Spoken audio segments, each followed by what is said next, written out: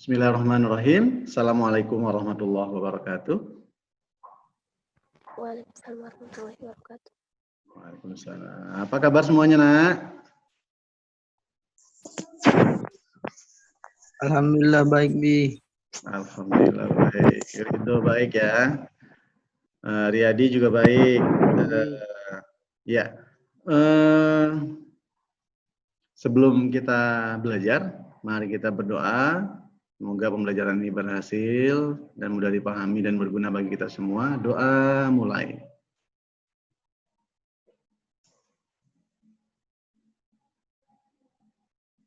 Oke, doa selesai. Ya, untuk hari ini materi PJOK kita melangkah ke materi baru ya. Di minggu yang lalu kita sudah belajar bersama tentang atletik. Ya, untuk hari ini dan minggu ini kita belajar bersama tentang kebugaran jasmani.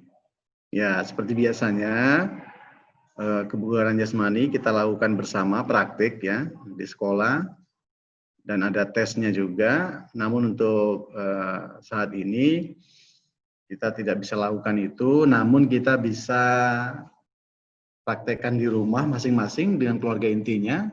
Kemudian nanti dibuktikan dengan foto yang dikirimkan dan ditempel di deskripsi jawaban yang soal Bapak sampaikan di akhir sesi nanti.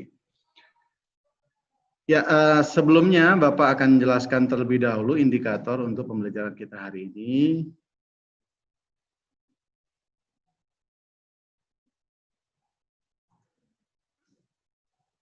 Ya, oke, udah tampak semuanya?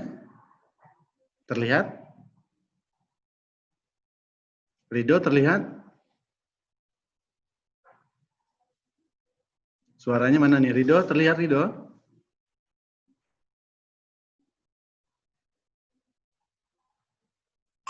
Belum, Bi. Belum. Belum terlihat ya, sebentar ya.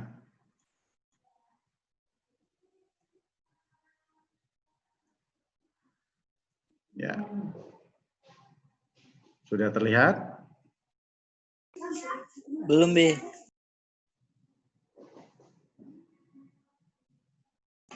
Sudah, Bi. Oke. Ya, bisa kita mulai ya. Ya, untuk indikator pembelajaran kita hari ini di kelas 10 membahas tentang pemahaman dan sebagainya ya untuk kebugaran jasmani. Namun untuk di kelas 11 itu mengidentifikasi dari tes kebugaran jasmani. Di kelas 12 merancang tes kebugaran jasmani. Apa saja? Nah, nanti setelah ini Bapak akan sampaikan.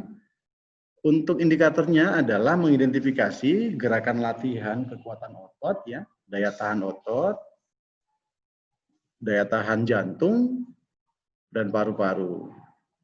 Kemudian daya tahan pernapasan, kelenturan ya, kemudian tubuh merupakan komponen kebugaran jasmani untuk kesehatan. Nah, dari indikator tersebut nantinya di akhir sesi ada tugas yang harus kalian selesaikan dan dipraktikkan, dibuktikan dengan foto. Sebelumnya, Bapak akan jelaskan terlebih dahulu pengertian dari kebugaran jasmani. Karena di setiap materi kelas kebugaran jasmani, di kelas 10, kelas 11, dan kelas 12 perlu Bapak sampaikan ulang. Karena apa sih indikasi dari orang yang tidak bugar jasmaninya? Ya, jadi dari pengertian kebugaran jasmani itu adalah kemampuan. Ya, jadi seseorang mampu melakukan aktivitas sehari-hari. Setelah dia melakukan aktivitas tersebut, dia tidak merasa atau tidak mengalami atau tanpa mengalami kelelahan yang berarti. Ya. Dan masih memiliki cadangan sisa tenaga untuk melakukan aktivitas yang lain. Ya. Jadi tidak lelah sehingga tidur ataupun cedera sehingga celaka. Maka dari pengertian kebugaran jasmani ini sendiri kita dapat pahami bahwa ya kalau ada di antara kita yang melakukan satu kegiatan dan setelah melakukan kegiatan tersebut dia merasa lebih cepat lelah sehingga dia tidak bisa melanjutkan ke kegiatan yang lain, maka dapat dimaknai bahwa seseorang tersebut atau kita yang merasakan seperti itu tidak bugar badannya. Ya. Ada 4 komponen kebugaran jasmani. Ya, ada 4 komponen kebugaran jasmani. Yang pertama, yang diperhatikan dari komponen pertama adalah daya tahan jantung, paru-paru, dan peredaran darah. Tadi sebelum di kelas 11, Abi menyampaikan materi kebugaran jasmani, Abi sudah sampaikan terlebih dahulu di kelas 12. Kajiannya tidak jauh beda, namun nanti di prakteknya saja kita akan beri tugas berbeda. Karena kelas 12 itu merancang, kelas 11 itu mengidentifikasi dari praktik untuk tes kebugaran. Ya, jadi 4 komponen. Komponen pertama tadi sudah Bapak sampaikan. Komponen kedua adalah komposisi tubuh. Ya, kalian pernah dengar istilah dengan berat badan ya? Jadi berat badan ideal itu bagaimana nanti kita akan bahas. Kemudian yang ketiga, kekuatan dan daya tahan otot. Ya, kira-kira praktek atau pola latihan apa saja yang membuat daya tahan otot kita baik? Ya, nggak mudah kram gitu ya.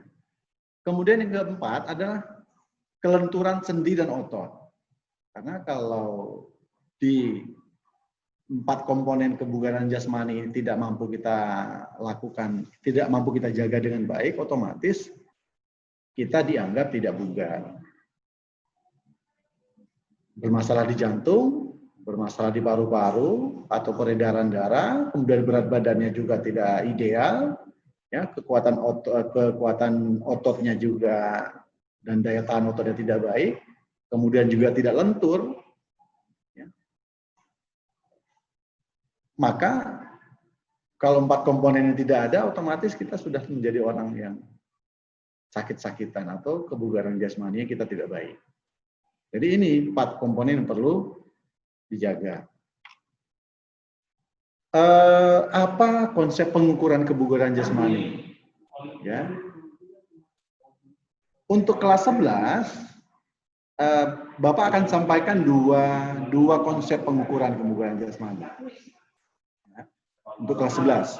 Jadi kelas 11 nanti di sesi pertemuan selanjutnya, tugas yaitu kalian mempraktikkan dari berbagai macam contoh tes pengukuran kebugaran jasmani, nanti dibuktikan dengan hasilnya seperti itu. Hari ini Bapak akan cuma sampaikan 2 konsep pengukuran kebugaran jasmani terkait keterampilan. Yang pertama adalah kecepatan. Banyak pola latihan untuk menjaga atau untuk meningkatkan kecepatan. Karena seorang atlet pastinya dituntut cepat. Maka pola latihan untuk meningkatkan kecepatan itu yang pertama adalah apa biasanya? Yaitu bentuk latihan, yaitu lari cepat jarak 40 meter sampai dengan 60 meter. Ya ini sering kita praktekkan di sekolah dulu di tahun yang lalu, ya, atau di semester awal, di semester ganjil tahun lalu, praktek kebugaran jasmani yaitu kita lakukan lari 40 meter sampai dengan 60 meter. Yang dituntut apa di tes di lari cepat jarak 40 meter sampai dengan 60 meter ini adalah yang dituntut kecepatannya. Ya. Yang kedua adalah lari dengan mengubah kecepatan. Mulai lambat, makin lama makin cepat. Itu juga untuk melatih kecepatan. Yang ketiga, pola latihan untuk membentuk latihan kecepatan adalah lari naik bukit. Mungkin kalian pernah dengar istilah lari uphill gitu ya. Uphill itu ya lari lari naik bukit. Karena di situ dituntut otot paha, otot betis, otot lengan, dan di antara otot yang lainnya juga maksimal. Kemudian ada juga bentuk latihan yaitu lari menuruni bukit, atau istilah dalam run downhill. Ini yang juga sering dilakukan untuk tes fisik biasanya untuk para atlet. Kemudian yang keempat yaitu lari menaiki tangga gedung. Nah, ini juga untuk melatih otot betis, ya, paha, sehingga terbentuklah satu pola latihan yang baik sehingga memberi manfaat bagi tubuh untuk kecepatannya. Yang kedua adalah pengukuran kecepatan. Nah, tadi larinya, sekarang bagaimana cara mengukur kecepatannya? Dalam prakteknya sering kita lakukan tes lari 60 meter, ya. Semester awal tahun lalu, semester ganjil tahun lalu kita lakukan ini, lari 60 meter itu batas dari ujung dekat bundaran, ya, sampai dengan batas depan kantor NAM. Nah, ini untuk menguji kecepatan. Jadi tes lari 60 meter. Nah, bagaimana tes-tes yang lain? Nanti bisa kalian rancang. Ya. Kalian cari bentuk tes lari kecepatan, kemudian kalian buktikan dengan foto yang kalian kirimkan atau kalian tempelkan di dalam deskripsi soal yang kalian jawab. Nanti kemudian diupload di School. Itu. Ini untuk ya kecepatan, kemudian cara meningkatkannya bagaimana, kemudian cara mengukurnya bagaimana. Ini diantara cara mengukur kecepatan, yaitu tes lari 60 meter. Yang kedua adalah kelincahan. Tadi kecepatan, yang kedua kelincahan. Istilah dari kelincahan ini yang sering kita dengar, agility, ya. Meningkatkan kelincahan, jadi kemampuan seseorang untuk dapat mengubah arah dengan cepat. Kemampuan seseorang untuk mengubah arah dengan cepat dan tepat pada waktu bergerak tanpa kehilangan keseimbangan. Ya. Dan dia harus terkait dengan kelentukan. Kalau dia agility tapi tidak lentur, maka dia tidak lincah. Ya.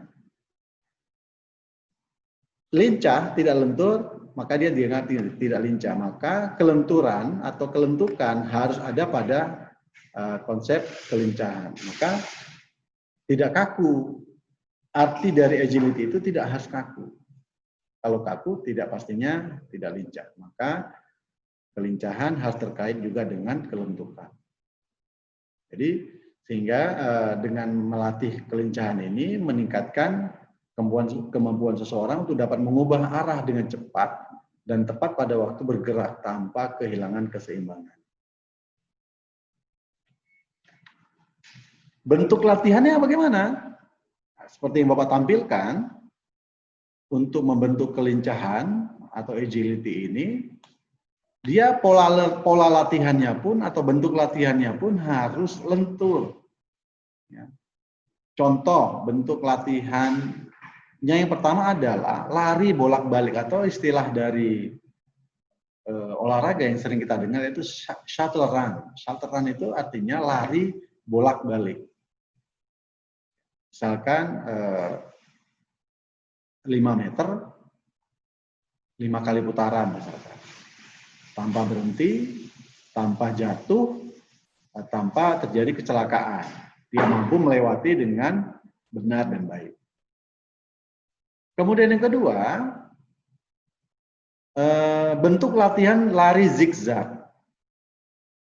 Ya, biasanya sering kita praktekkan lari di jalan, kemudian ditaruhkan kun secara zigzag teratur, kemudian lari ke arah kun bergantian secara zigzag, kemudian kembali ke posisi awal. Ini juga lari zigzag ini juga untuk melatih pola kelincahan. Yang ketiga, gerakan jongkok berdiri.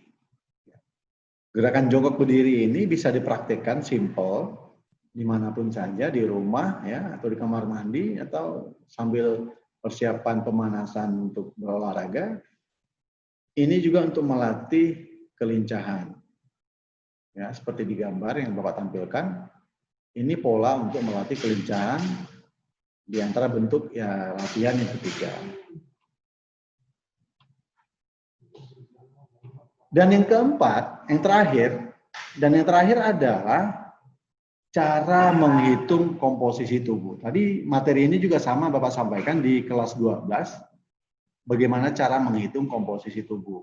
Nah, ini juga nanti jadi tugas akhir, kalian harus mampu menghitung berat badan dalam kilogram, kemudian dengan kuadrat tinggi badan dalam meter. Sehingga dapatlah dihitung apakah tinggi badan dan berat badan kita ini ideal atau tidak, atau kita tidak normal di dalam teori indeks massa tubuh atau body mass index.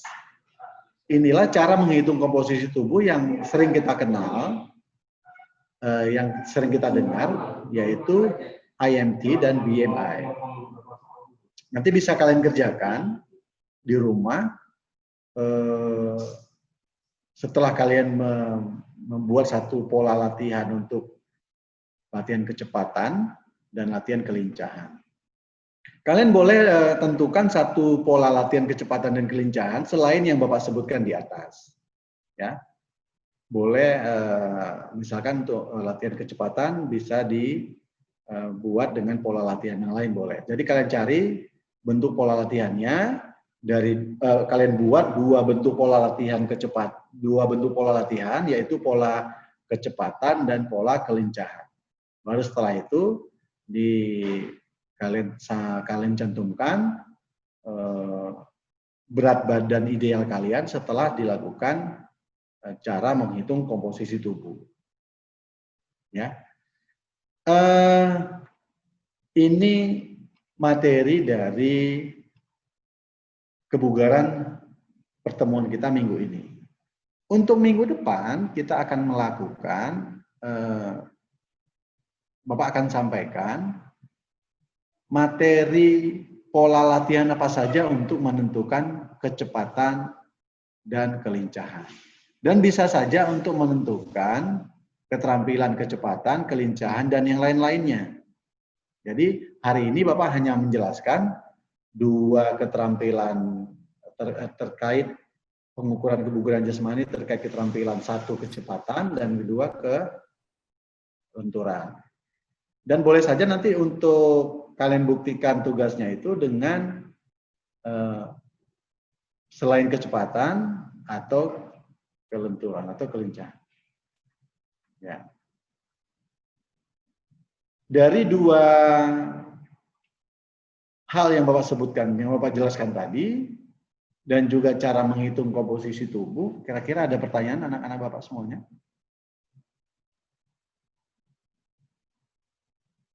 Ada yang tidak jelas?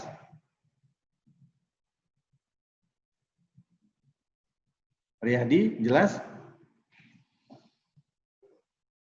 Jelas, Bi.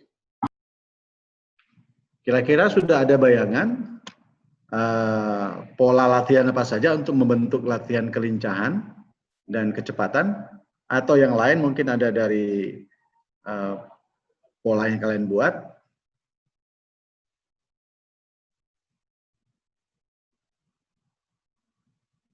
Ada pertanyaan?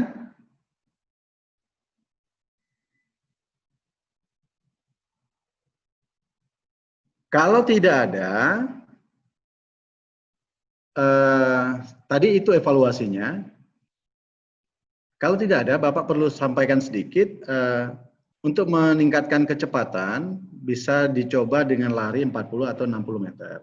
Ya, kan tahu cara teknis larinya ya. Misalkan berdiri di belakang garis, start dengan sikap badan tegak, ya. Kemudian kedua tangan di samping seperti standar untuk lari sprint, ya. Boleh start jongkok, boleh start berdiri. Kalau untuk tes larinya tadi 60 meter, ya. Kemudian kalau untuk pelaksanaannya kalian bisa lakukan misalkan dengan start jongkok. Seperti itu. Kalau kelincahan bisa kalian lakukan tadi seperti pola-pola latihan zigzag dan sebagainya, ya. Boleh nanti dibuat gambar, kemudian lakukan praktek zigzagnya, misalkan boleh dikasih tanda batas poin startnya, kemudian dikasih mungkin sendal tanda untuk zigzagnya boleh, seperti itu. Ya, ada pertanyaan mengenai cara menghitung komposisi tubuh, rumus dari IMT dan BMI? Ada pertanyaan? Yang berat badannya sudah meningkat ketika liburan?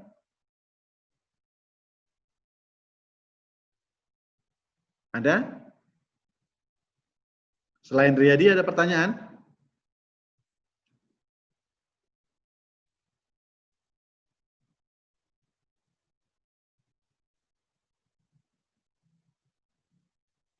Aulia Rahman ada pertanyaan? Enggak ada, Bi. Nggak ada. Cukup jelas ya? Iya, Bi. Oke, Raihan Pratama ada pertanyaan?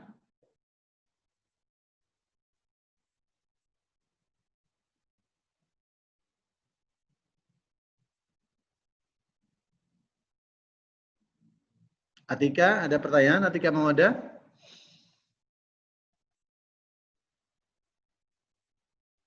Cukup jelas ya penjelasannya? Ya, mungkin itu saja. Dan evaluasi juga sudah Bapak sampaikan tadi, ya. Kemudian tugas dari evaluasi tersebut yang pertama adalah sebutkan 4 komponen kebugaran jasmani yang berkaitan dengan kesehatan. Ya, sebutkan 4 komponen kebugaran jasmani yang berkaitan dengan kesehatan. Terus yang kedua, tempelkan satu gambar proses latihanmu, latihan kalian pada pengukuran kecepatan atau kelincahan. Atau boleh pengukuran selain kecepatan atau kelincahan. Ya, ini tugasnya. Jadi yang pertama, sebutkan 4 komponen kebugaran jasmani yang berkaitan dengan kesehatan, tadi sudah Bapak jelaskan. Yang kedua, tempelkan satu gambar, kalian jawab soal nomor 1 kalian jawab, ya. Kemudian setelah itu nomor 2 kalian buat pengukuran kecepatan misalkan. Titik 2 terus tampilkan gambar praktek kalian di rumah dengan keluarga inti. Siapa yang mutu boleh keluarga. Ya. Kalau video, wah lebih bagus, nggak apa-apa. Silahkan boleh dikirimkan video, nggak apa-apa. Ya, lebih baik. Tapi penilaian tetap kita buat indikatornya sama seperti itu.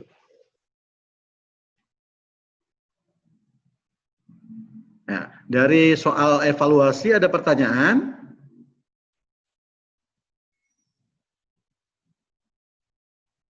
Dari soal yang Bapak tampilkan, ada pertanyaan, Nak?